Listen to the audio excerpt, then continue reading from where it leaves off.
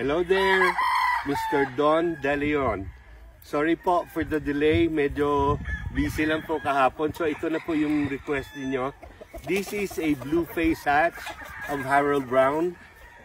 The father is an import from my friend who shared it with us long time ago na po. Itong Harold Brown na blue face has been with us for quite some time na.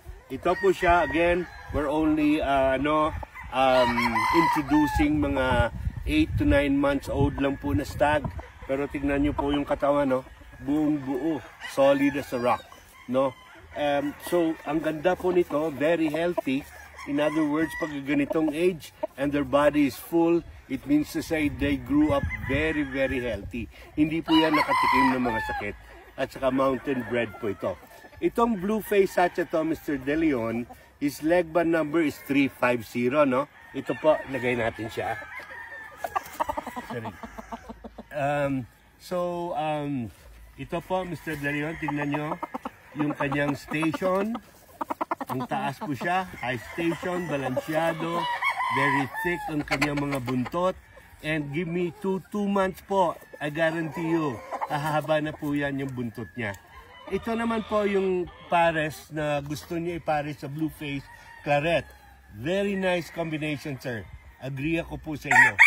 You will produce a very good na manok because you have the blood of a hatch and you have a blood of a claret, which is I strongly recommend.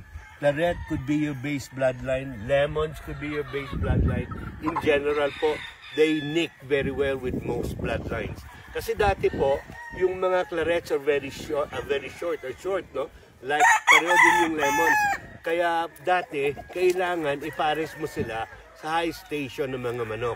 But since now, na-improve na namin yung mga stations ng mga clarets and lemons namin, you can blend it with any bloodline, Mr. De Leon. And the leg band number of this is 1211. The pullet, the leg band number is 1211. Give me a call and shout out, Mr. De Leon, if you like this pair that I have chosen for you. Ingat po tayo.